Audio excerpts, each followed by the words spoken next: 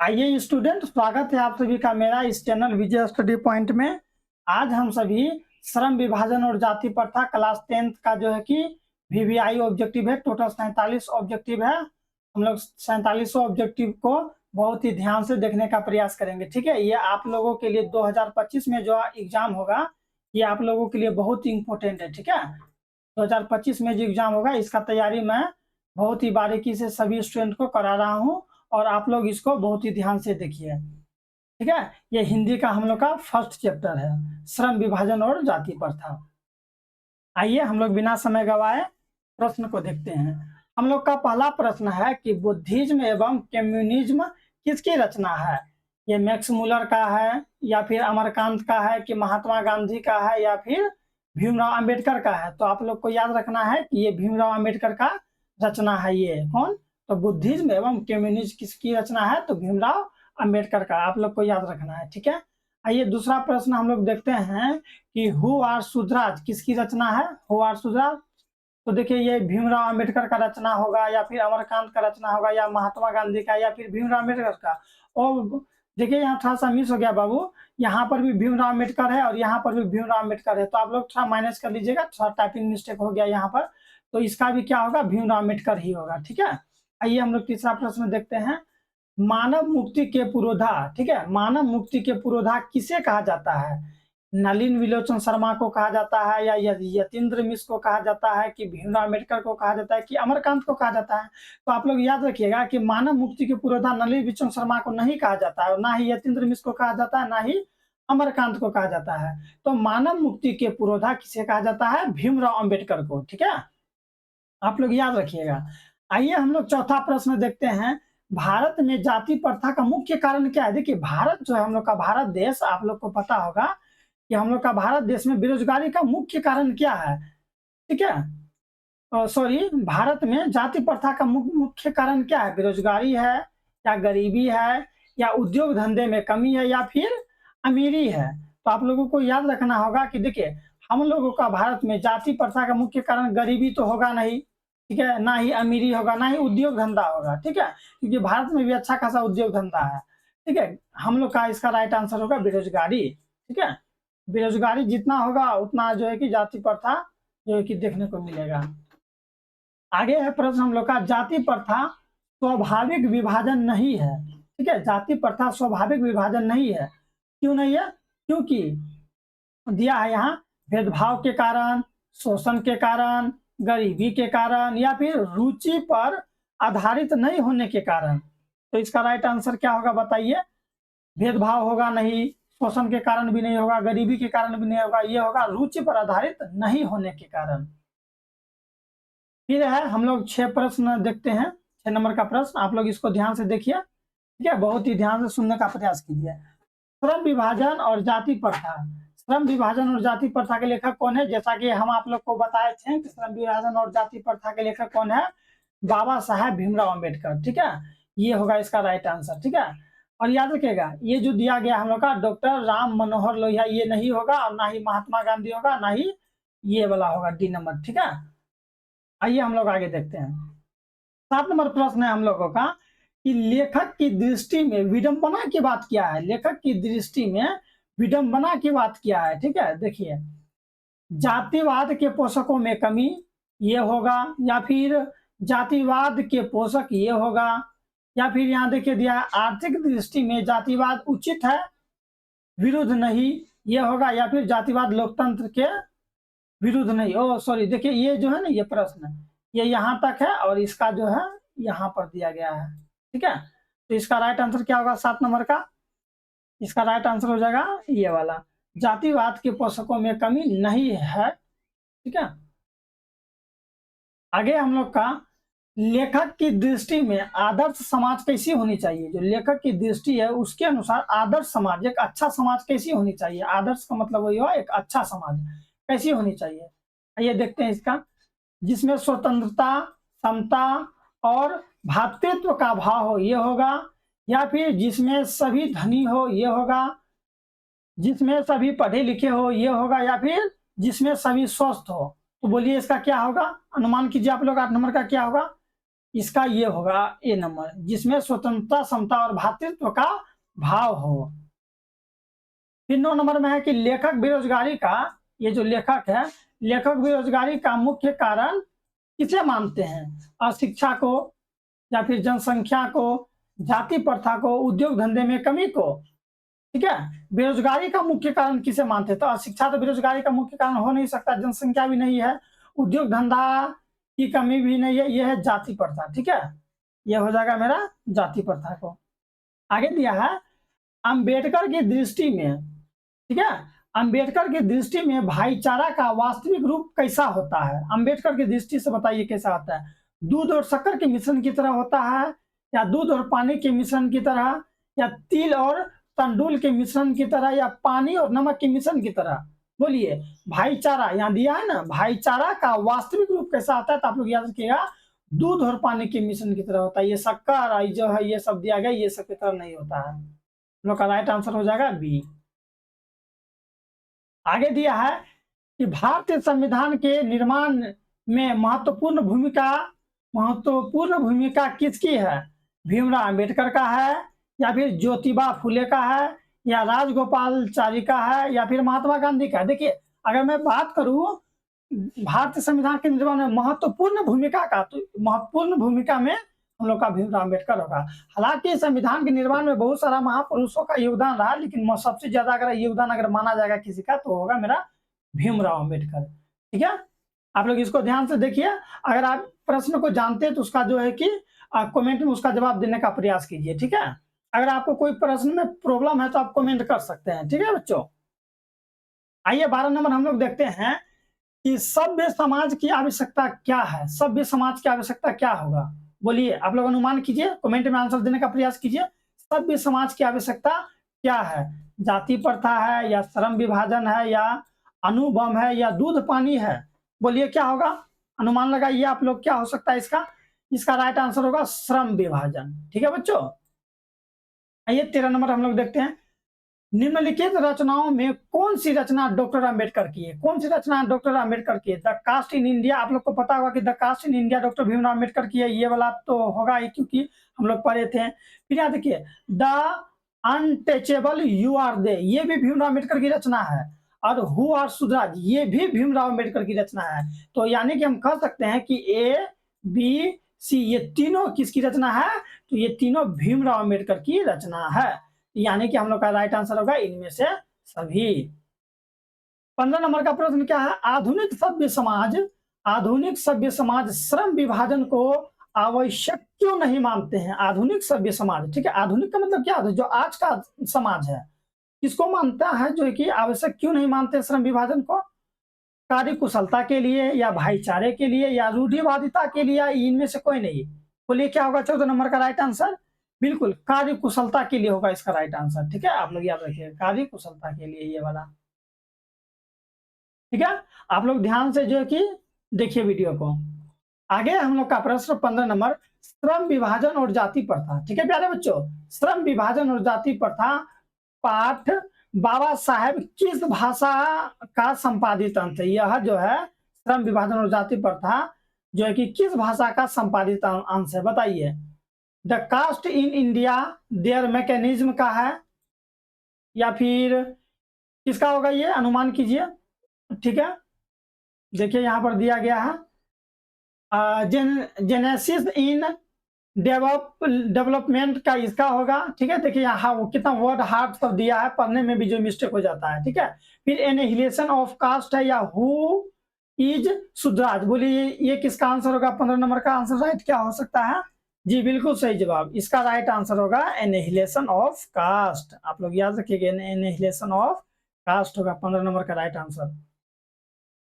आइए हम लोग 16 नंबर देखते हैं कि प्राथमिक शिक्षा प्राप्त करने के बाद अंबेडकर उच्च शिक्षा प्राप्त करने के लिए कहाँ चले गए थे? इटली तो गए नहीं थे, दक्षिण अफ्रीका भी नहीं गए थे, और दक्षिण कोरिया भी नहीं गए थे। ये कहाँ गए थे? न्यूयॉर्क गए थे, याद रखिएगा।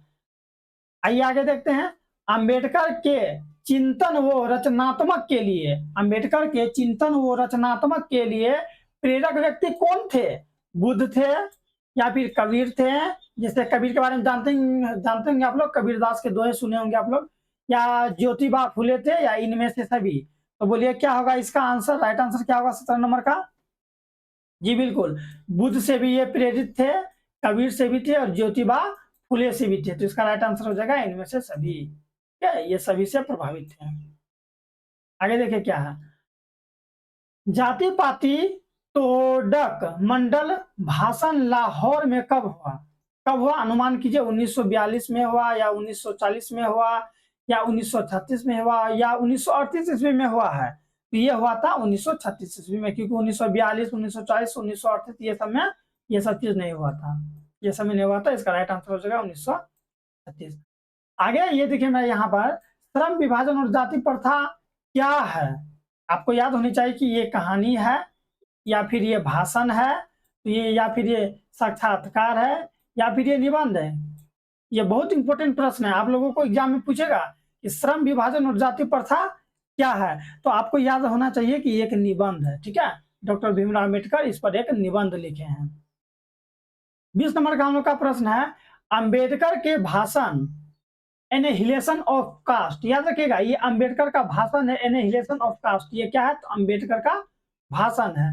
अंबेडकर के भाषण एनहिलेशन ऑफ कास्ट को किसने हिंदी में रूपांतरित किया था, यानी कि जो एनहिलेशन ऑफ कास्ट है उसको हिंदी भाषा में लिखा था, कौन कौन लिखा था? ललाई सिंह यादव लिखे थे या फिर किशोरी लाल या मनोहर वाजपेयी या फिर इनमें से सभी? अनुमान कीजिए, जल्दी बताइए, इसका कमेंट में आंसर देने का प्रयास कीजिए। 20 नंबर का क्या होगा?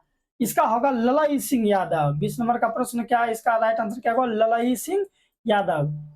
ठीक है, ये इंपॉर्टेंट प्रश्न है, एग्जाम में कई बार पूछा भी है। आगे दिया है, अंबेडकर का जन्म किस परिवार में हुआ था? ब्राह्मण परिवार में तो हुआ नहीं था, क्योंकि वो पंडित उंडित नहीं थे, क्षेत्रीय भी नहीं थे। भीमराव अम्बेडकर क्षेत्रीय भी नहीं थे और वो कार्यस्थ भी नहीं थे ये, और ये कौन थे? एक दलित समाज से बिलोंग करते थे, कौन? अम्बेडकर साहब। और देखिए, एक दलित समाज से बिलोंग करके आज पूरे संविधान के रचनाकार इन्हीं को माना जाता है। इसीलिए आप लोग बहुत ही मेहनत कीजिए, जात पात कुछ नहीं होता है, आप लोग मेहनत कीजिए। अगर जात पात का अगर बात होता, देखिए ब्राह्मण क्या संविधान लिखा, क्षेत्रीय क्या लिखे, ये एक दलित समाज से उठ के बहुत ही मेहनत करके ये आज इतना पद पर चले गए कि जब तक ये पृथ्वी रहेगा तब तक हम भीमराव अम्बेडकर के बारे में जानेंगे, जबकि वो बहुत ही निम्न जात से थे, एक दलित समाज से भी थे। ठीक है, आप लोग अगर चाहेंगे तो अम्बेडकर जी के बारे में बहुत सारा मूवीज भी आई है, आप लोग उसको देख सकते हैं। इससे आपको बहुत कुछ सीखने को मिलेगा कि कैसे कोई दलित समाज से उठकर एक बहुत ही ऊंचा पद पर जाने का प्रयास करता है। ठीक है, आप लोग इनसे प्रेरित होइए। ठीक है, और मैं आपको एक चीज बता दूं, पता है अम्बेडकर जी मेरा जो है ना, मेरा आदर्श भी है, मैं आदर्श मानता हूँ अम्बेडकर जी को। आइए आगे देखते हैं। 22 नंबर, लेखक को इस युग में कहां पर विडंबना दिखाई दिया? लेखक को कहां पर विडंबना दिखाई दी? जातिवाद में या फिर निर्विवाद में या फिर नारीवाद में या परिवारवाद में? तो ना ही ये होगा आंसर, ना ही ये वाला, और हम लोग का क्या हो सकता है इसका राइट आंसर? अनुमान कीजिए तो 22 नंबर का बिल्कुल सही जवाब, 22 का राइट आंसर होगा जातिवाद। क्या आप लोग याद रखिएगा, इसका राइट आंसर होगा जातिवाद। आगे है, डॉक्टर अंबेडकर के माता का क्या नाम था? बहुत इंपॉर्टेंट, हर साल पूछता है, ऑब्जेक्टिव में आपको पूछ ही देता है कहीं ना कहीं। डॉक्टर अंबेडकर के माता का क्या नाम था? माता और पिता, जन्म, मृत्यु, ये चार चीज आप लोग को हमेशा माइंड में रखना है। ठीक है, ये पूछता है। तो 23 नंबर का क्या होगा? डॉक्टर अंबेडकर के माता का नाम क्या था? रानी बाई या फिर कुंती बाई या फिर शीलाबाई या भीमाबाई? अनुमान कीजिए तो आप अनुमान कर सकते हैं बाबू। डॉक्टर भीमराव अम्बेडकर का नाम क्या था? डॉक्टर भीम। भीम से आप लोग अनुमान कर सकते कि भीमाबाई। यस या नो? भीम से आप लोग रिलेट कर लीजिए कि भीमाबाई, यानी कि 23 नंबर का राइट आंसर हो जाएगा भीमाबाई, यानी कि डॉक्टर भीमराव अम्बेडकर की माता का क्या नाम था? भीमाबाई, बिल्कुल सही जवाब। आइए 24 नंबर प्रश्न देखे क्या दिया गया है। डॉक्टर अंबेडकर ने पीएचडी की उपाधि कब धारण की थी? पीएचडी, ठीक है, डॉक्टर ऑफ फिलोसफी की उपाधि कब प्राप्त की थी? यहाँ देखिए ना पीएचडी। ठीक है, आप लोग को एक चीज याद रखिएगा, जो व्यक्ति पीएचडी कर लेता है उसके नाम के आगे डॉक्टर लगना शुरू हो जाता है, यानी कि DR। जैसे कि मान लीजिए अगर मैं पीएचडी अगर मैं कंप्लीट कर लूं तो मेरे नाम के आगे लगेगा डॉक्टर। ठीक है, डॉक्टर विजय साहनी। ठीक है, मेरा यहाँ मेरा नाम विजय है तो मेरा नाम का आगे क्या लग जाएगा? डॉक्टर विजय साहनी। आप लोग याद रखिएगा। ठीक है, आइए हम लोग आगे देखते हैं। तो आप लोग भी बहुत आगे पढ़िए, आप लोग भी पीएचडी कीजिए। आइए हम लोग आगे देखते हैं। ओ सॉरी, इसका आंसर कहाँ बताए? 24 का। 24 का राइट आंसर क्या होगा, अनुमान कीजिए। जी बिल्कुल 1916 होना चाहिए इसका राइट आंसर। 1916 ईस्वी में पीएचडी का उपाधि जो है कि डॉक्टर भीमराव अम्बेडकर ग्रहण किए थे। 25 नंबर का अब हम लोग देखते हैं। The castus in India, the castus in India their mechanism किनकी रचना है? बोलिए, भीमराव अम्बेडकर का, या राम मनोहर लोहिया, महात्मा गांधी, या सुखदेव? तो ये सब तो हो ही नहीं सकता है। द कास्ट इन इंडिया क्या सुखदेव का है क्या? नहीं, ये तो नहीं थे, ठीक है। लेकिन ये एक स्वतंत्रता सेनानी थे सुखदेव, आप लोग याद रखिएगा। ये आप लोग जब कोई मूवी देखिएगा ना देश वाला, ठीक है, तो ये सुखदेव का उसमें बहुत ही अच्छा रोल है, ठीक है। आप अगर जो है कि देशभक्ति मूवी देखिएगा तो उसमें सुखदेव रहता है, ठीक है। काफी इसका रोल बहुत ही अच्छा लगता है, देशभक्ति मूवी में बताया भी गया सुखदेव के बारे में। मैं इनसे बहुत प्रेरित हूँ।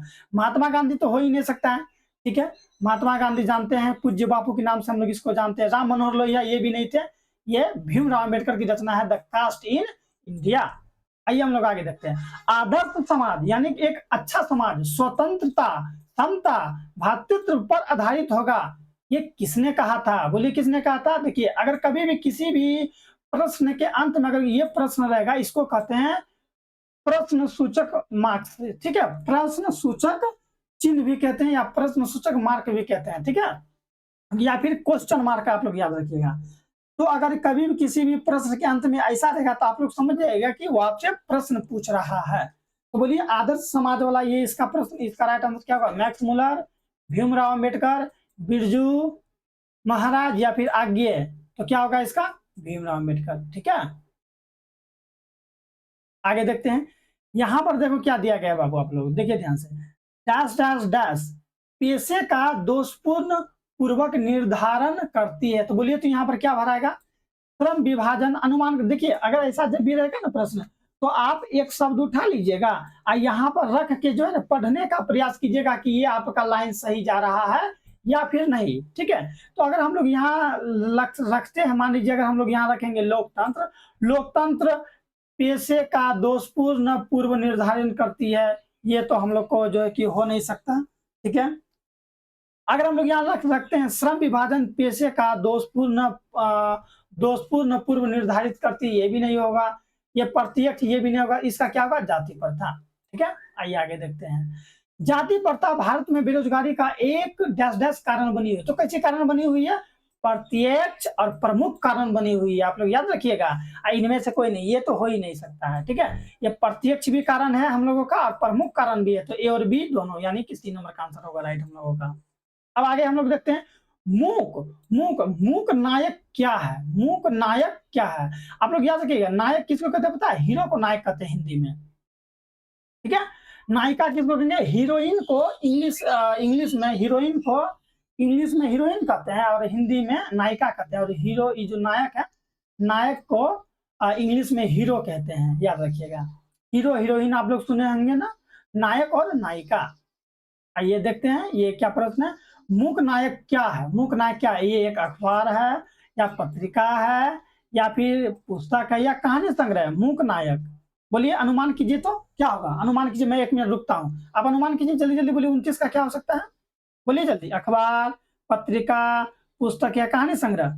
जल्दी बोलिए। क्या होगा इसका? हाँ, पत्रिका होगा, ठीक है। आप लोग याद रखिएगा, बहुत इंपॉर्टेंट क्वेश्चन है मूक नायक। चलिए आगे देखते हैं।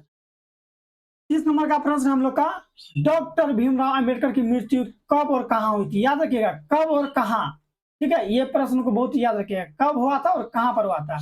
तो 1956 में दिल्ली में हुआ था, या फिर 1957 में मध्य प्रदेश में हुआ था। और आप लोग याद रखिएगा, जन्म हुआ था मध्य प्रदेश में, महू मध्य प्रदेश में जो है कि भीमराव अम्बेडकर का जन्म हुआ था, ठीक है। लेकिन यहाँ क्या पूछा है? मृत्यु पूछा है, तो आप लोग इसी में टिक मत लगा दीजिएगा। तो बोलिए क्या होगा? 1958 में वाराणसी, या फिर 1959 में बिहार में हुआ था? बोलिए, डॉक्टर भीमराव अम्बेडकर का मृत्यु कब और कहाँ हुआ था? इसका राइट आंसर क्या हो सकता है? बिल्कुल दिल्ली में, ठीक है। राइट आंसर क्या होगा? 1956 ईस्वी में दिल्ली में। आइए आगे देखते हैं। डॉक्टर भीमराव अम्बेडकर का जन्म कहाँ हुआ था? जन्म के बारे में पूछा। मैं आप लोगों को थोड़ा देर पहले बताया था कि जन्म, मृत्यु, माता और पिता, इसका नाम कभी भी आपसे पूछ सकता है, इसीलिए चारों याद रखिएगा। और मानिए तो हम लोग का 4 में से 3 फंस चुका है और पिताजी का नाम उसका नहीं फंसा है, तो देखिए कहीं वो आगे मिल सकता है हम लोग को।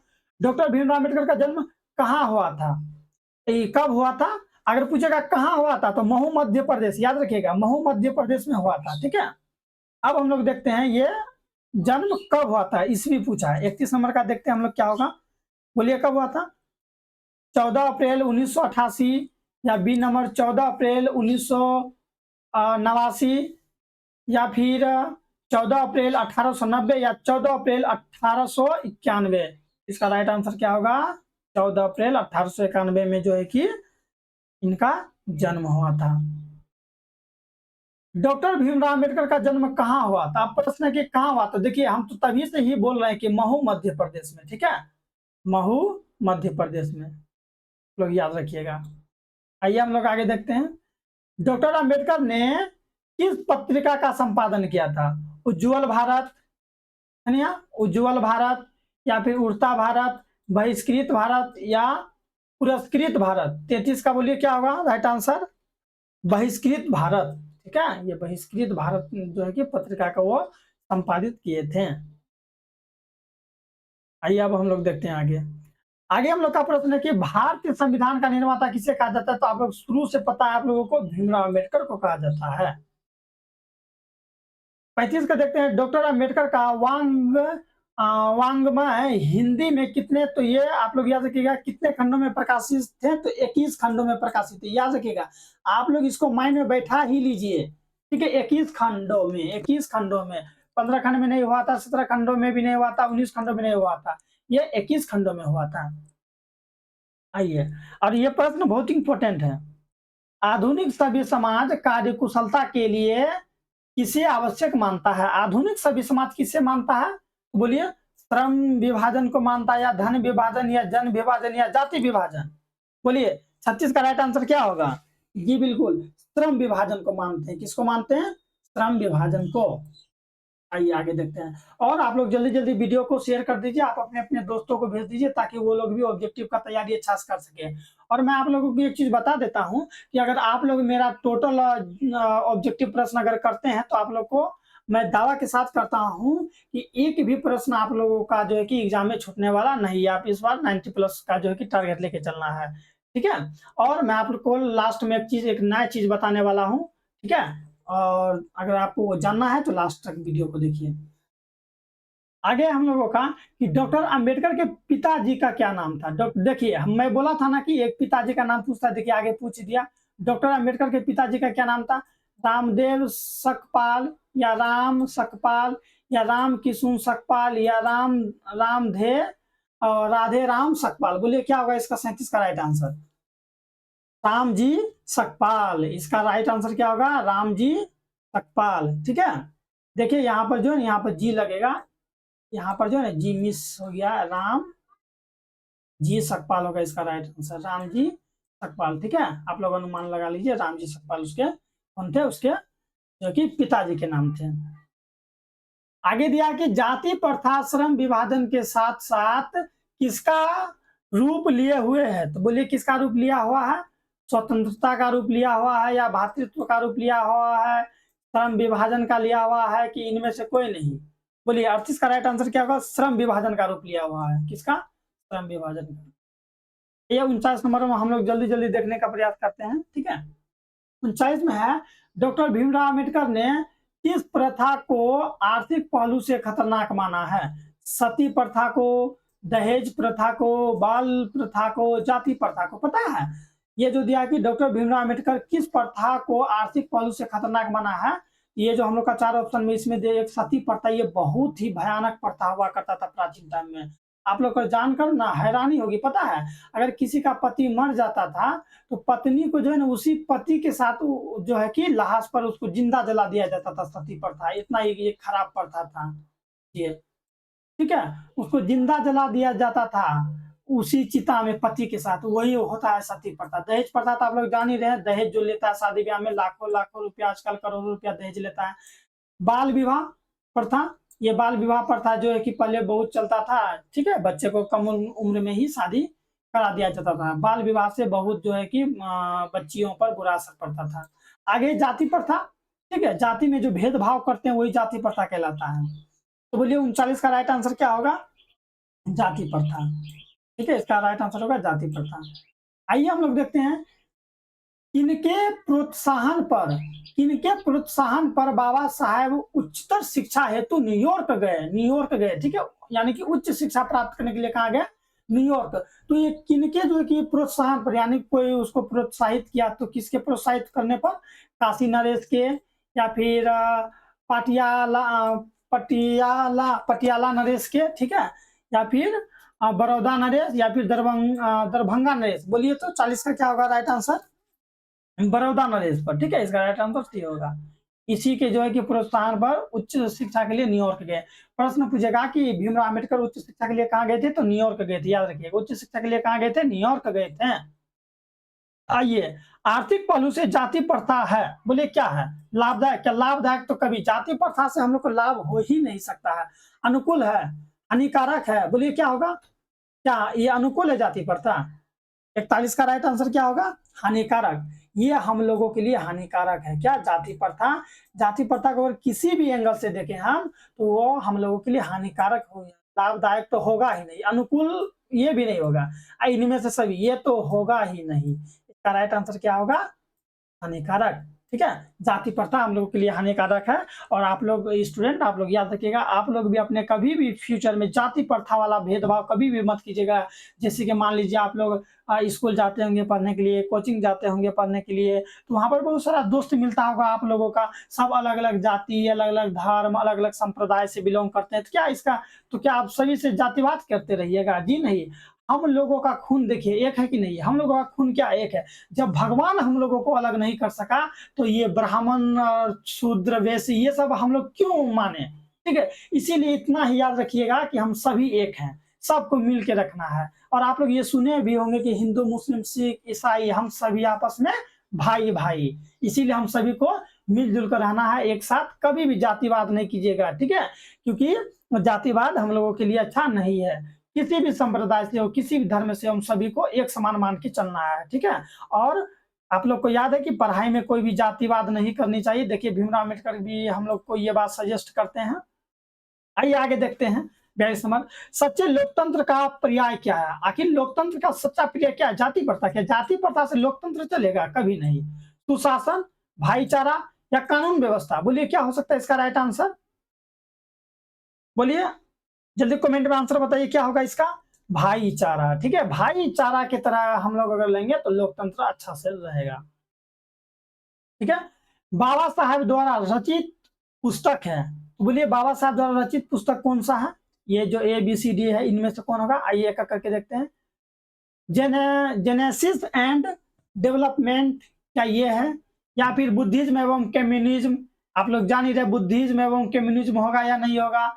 या फिर बुद्धा एंड हिज धम्मा, या इनमें से सभी? बोलिए 43 का क्या होगा? तो आप लोगों को याद रखना होगा कि ये जो तीनों का तीनों, ठीक है, ये तीनों रचना याद रखिएगा। ये तीनों रचना किनकी है? तो भीमराव अंबेडकर का है। ठीक है, आगे हम लोग देखते हैं 44 नंबर। अब हम लोग का खत्म होने वाला वीडियो, आप लोग देखते रहिए, ध्यान से सुनिए, ध्यान से। आप खत्म होने वाला है, जैसा कि मैं आप लोगों को बोला था कि लास्ट में एक चीज बताऊंगा, आप लोग सुनिए ध्यान से। देखिए, श्रम विभाजन और जाति प्रथा रूपांतरित है किसमें? भीमराव में। रूपांतरित मतलब कौन किया था? श्रम विभाजन और जाति प्रथा के रूपांतरित है कौन है? भीमराव अम्बेडकर, या रामचंद्र शुक्ल, या सच्चिदानंद सिन्हा को, या फिर नरेंद्र शर्मा? तो बोलिए इसका क्या होगा? 44 का राइट आंसर। 44 का क्या आंसर होगा? अरे 44 का आंसर यहाँ दिया ही नहीं है बच्चों, सुनिए ध्यान से। 44 का जो राइट आंसर होगा ललई सिंह यादव होगा, ठीक है? 44 का राइट आंसर क्या होगा? एक मिनट रुकिए, तो आप लोग थोड़ा सा, यहाँ पर हमको क्वेश्चन मिसिंग लगता है बाबू। ठीक है, श्रम विभाजन और जाति प्रथा रूपांतरित है, इसको किसने किया था रूपांतरित? अनुमान कीजिए तो। ठीक है, श्रम विभाजन और जाति प्रथा, ठीक है, इसका जो है ना भीमराव अम्बेडकर होगा। क्या होगा? देखिए इस प्रश्न में हमको डाउट लग रहा है, यहाँ हमको लग रहा है कि कोई चीज छूट गया बच्चों, ठीक है? तो इसको हम लोग थोड़ा सा खोज करते, इसका आंसर मैं कमेंट में दूंगा, ठीक है? इस श्रम विभाजन जाति प्रथा रूपांतरित है, ठीक है, देख लेते हैं इसको, हम लोग देखेंगे अगला प्रश्न में। आइए हम लोग आगे देखते हैं 45 नंबर। आधुनिक मनु, ठीक है, आधुनिक, ठीक है, यहाँ आधुनिक होगा, आधुनिक मनु कहा गया है, किसे कहा गया है?